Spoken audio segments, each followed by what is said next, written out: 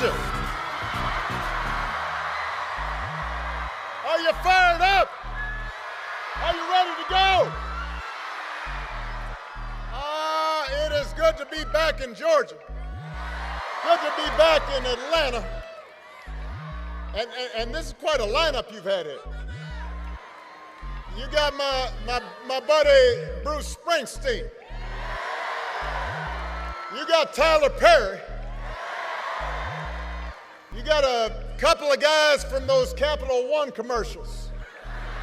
If that doesn't get you fired up to vote, I don't know what will. Now, you've heard this already. I am going to repeat it. We are going to keep repeating it. Here in Georgia, early voting has already started. So if you have not already, go vote. Return your absentee ballot. If you're going to vote, remember to bring your photo ID. If you need to figure out where to go to iwillvote.com/GA, and then you get your friends and you get your family to make a plan to vote. Because together we have a chance to choose a new generation of leadership in this country and start building a better and stronger and fairer and more hopeful America.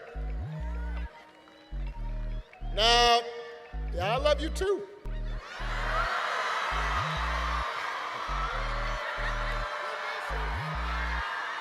Now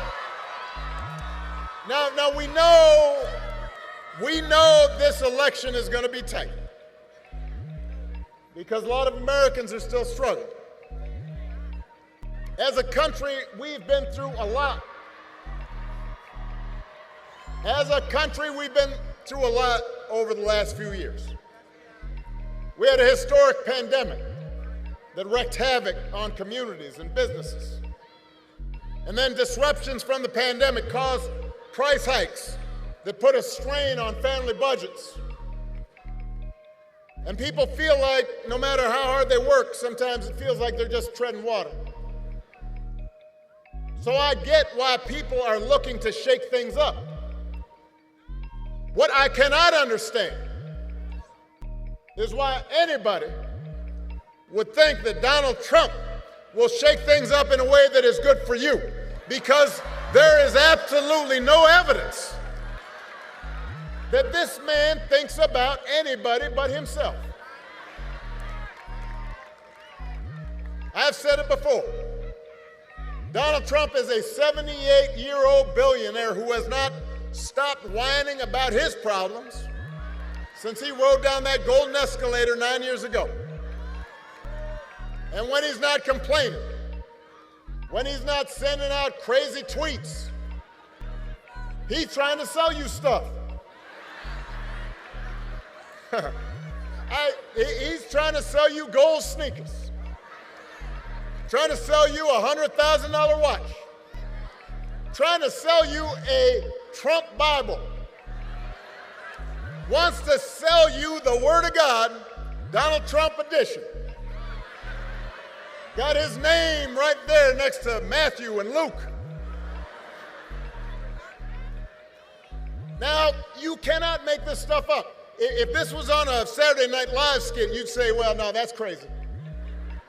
But he's doing it because all he cares about is his ego, his money, his status. That's his mindset.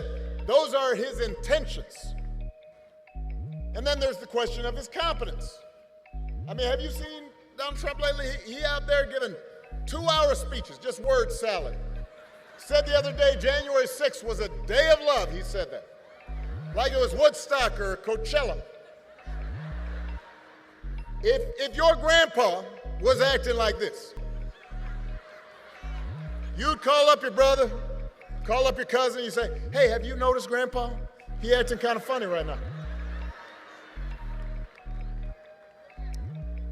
But here's the interesting thing, is he acts so crazy and it's become so common that people no longer take it seriously. I'm here to explain to you, just because he acts goofy does not mean his presidency wouldn't be dangerous. And you do not have to take my word for it. Lately, some of the people who know Donald Trump best have been saying in no uncertain terms that he should not be president again. The other day, General John Kelly, Donald Trump's former chief of staff, said that Trump told him he wanted his generals to be like Hitler's generals. Now, don't boo. Vote. Now, I want to explain that in politics, a good rule of thumb is don't say you want to do anything like Hitler. You know, that's just good political advice. But it is useful because it gives us a window into how Donald Trump thinks. And John Kelly isn't the only one saying this. Two of his defense secretaries, people who worked for him, said the same thing.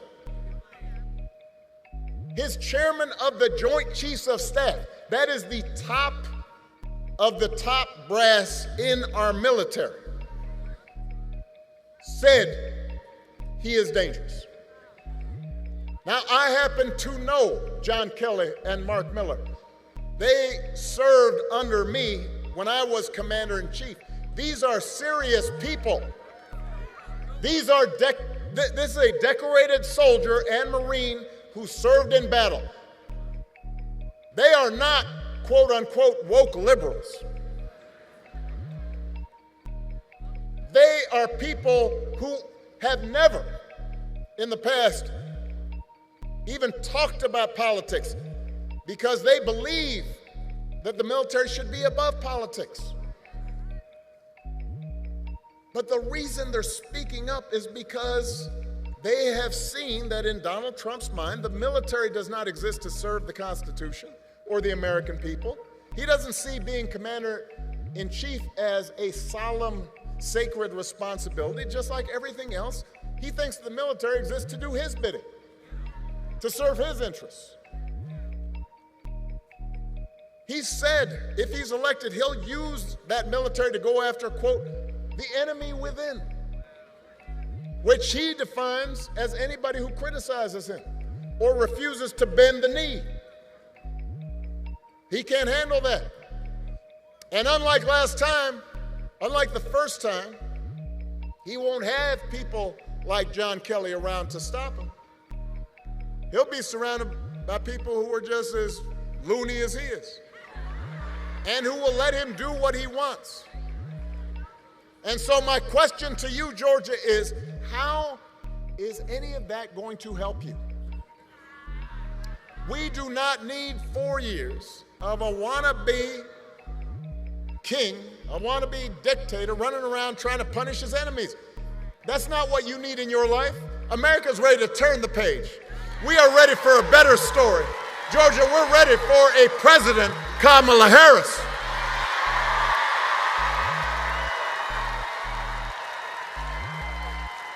And the good news is that Kamala Harris is ready for the job. This is a leader who has spent her life fighting on behalf of people who need a voice, who need a champion. Kamala wasn't born into privilege. She was raised in a middle-class family.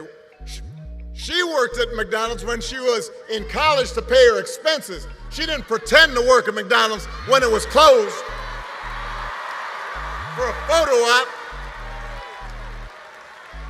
She actually cares what people are going through because she's seen it in her own family, in her own life. As a prosecutor, Kamala stood up for children who'd been victims of sexual abuse. As Attorney General of California, fought the big banks and for-profit colleges, secured billions of dollars for people after they'd been scammed. After the home mortgage crisis, Kamala pushed me and my administration hard to make sure homeowners got a fair settlement. It didn't matter that I was a Democrat, that she had knocked on doors for my campaign in Iowa. She was not going to let anybody stop her from winning as much relief as possible for families who deserved it. So the point I'm making, if you elect Kamala Harris, she will not be focused on her problems, her ego, her money. She's going to be focused on you. She's going to be focused on you. Kamala understands that too many folks here in Georgia and across the country are struggling to pay the bills. Now understand, wages are steadily growing. Unemployment is low. Inflation is finally slowing. But we all know the price of everything from housing to health care to groceries is still too high. And it hurts. She understands that. The question is, who's really going to do something about it? So Donald Trump's plan is to give another massive tax cut to billionaires and big corporations. Because he was a reality star on The Apprentice, there's some folks who think, well, I don't know, he's a businessman, he must know something about the economy. I've heard people say this, right? I'll talk to them, why would you think about voting for this guy? Well, I remember the economy when he first came in, it was pretty good. Yeah, it was good because it was my economy.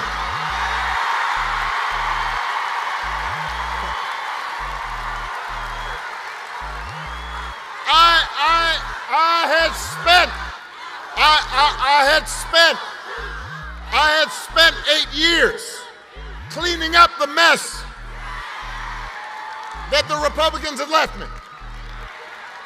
And then I handed over 75 straight months of job growth to Donald Trump. And all he did was give tax cuts to folks who didn't need it, drove up the deficit in the process, and now he wants to do it again. You can't give him credit for that. And then I hear, the other thing I hear, some folks will be like, well, Donald Trump sent me a check during the pandemic. No, y'all know, because I've heard this. I know y'all, some of you heard that. Hey, let me make sure y'all understand this. Joe Biden sent you a check during the pandemic, just like I gave people relief during the Great Recession. The thing is, we didn't put our name on it because it wasn't about feeding our egos. It wasn't about advancing our politics. It was about helping people. That's the difference. Don't be giving them credit for that. Come on. He sent you a check. Do not fall for that okie doke. Don't be bamboozled. Don't get fooled. And don't get fooled when he talks about health care either. You ask Donald Trump what he's going to do to make health care more affordable. His only answer is, end Obamacare, and the Affordable Care Act. He doesn't really know why he wants to end it, except for the fact that I passed it. The problem he's got now is that it's popular, because 50 million people have gotten health care because of it. So, a couple weeks ago, you remember during the vice presidential debate, his running mate had the nerve, had the chutzpah to say that Donald Trump, quote, salvaged the Affordable Care Act.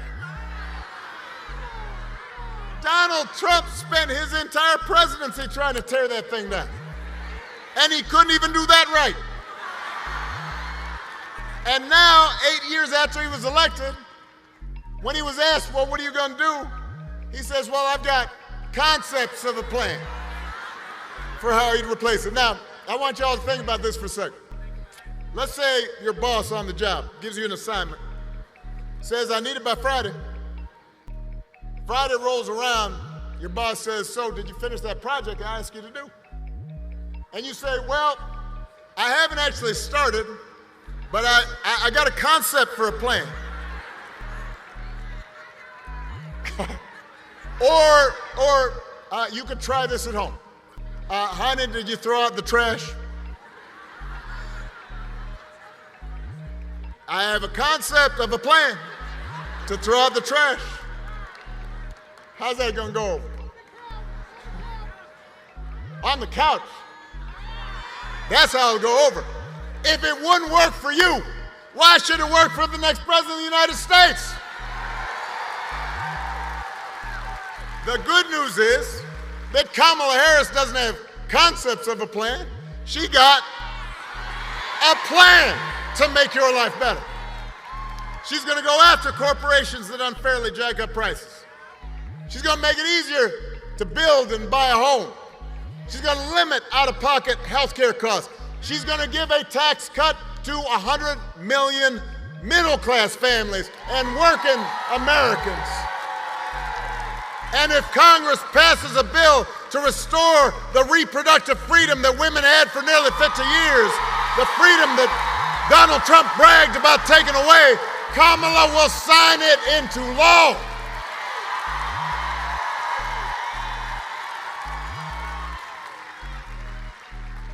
It's an example of how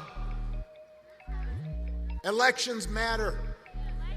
And I have to say, I get why folks get frustrated with politics. I do too sometimes. I don't watch cable news. Because sometimes I get why people block it out. It just seems like everybody arguing and fussing. But I always tell people, look, politics, it's not going to solve all your problems. No president is going to eliminate poverty in one term or eliminate racism, because those problems are hard.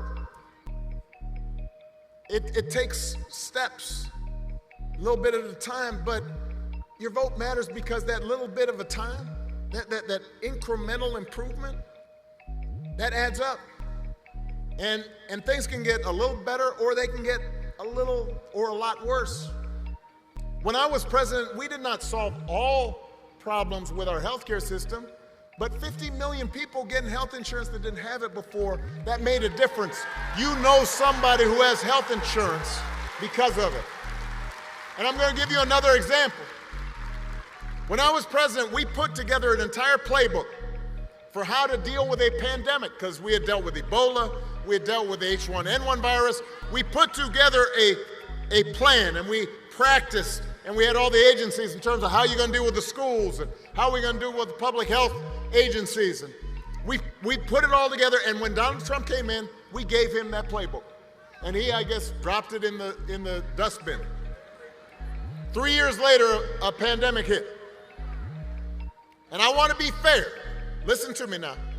No matter who was president, the pandemic was going to be a huge crisis. People were going to get sick. People were going to die. Businesses were going to close. There'd be travel restrictions. It was a once-in-a-100-year event.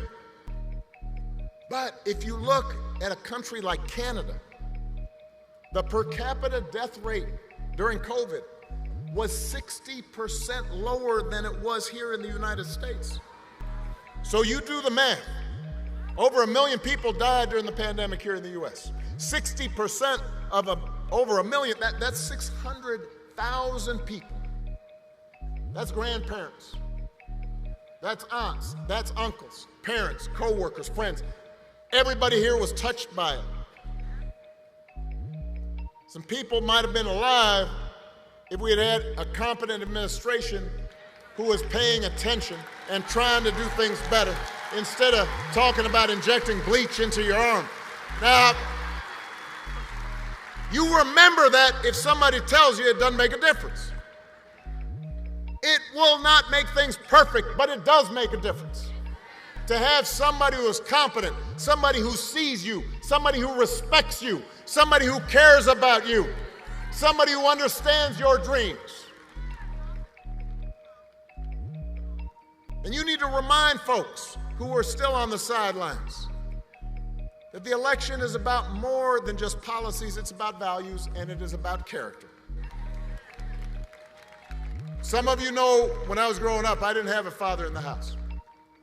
But I did have people around me, stepfather, grandparents, teachers, coaches, and most of all, my mother, who tried to teach me the difference between right and wrong, who showed me what it meant to be honest and responsible, to work hard, to treat other people the way I wanted to be treated.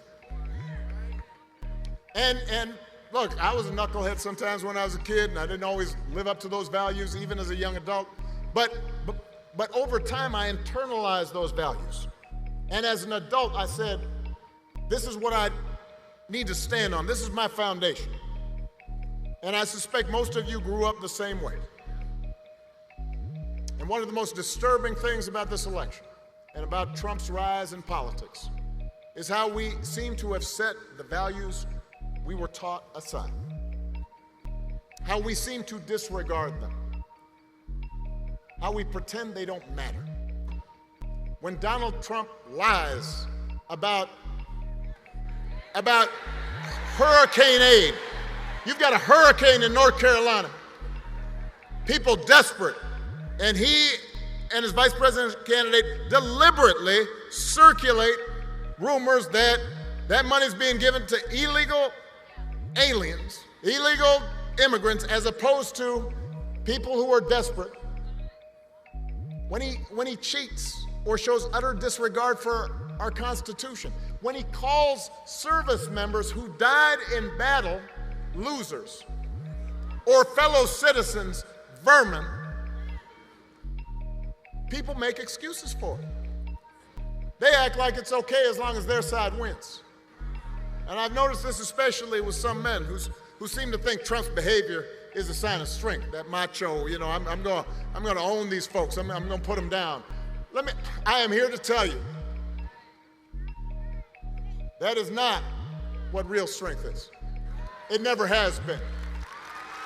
Real strength is about working hard and taking responsibility and telling the truth even when it's inconvenient. Real strength is about helping people who need it and standing up for those who can't always stand up for themselves. That's what we should want in our daughters and our sons. And that's what I want to see in the President of the United States of America. And the good news is, we've got a candidate to vote for in this election who demonstrates that kind of character, who knows what real strength looks like, who will set a good example and do the right thing and leave this country better than she found it. That is what this election is about. And that is why it is my honor to introduce my friend, the next President of the United States of America, Vice President Kamala Harris.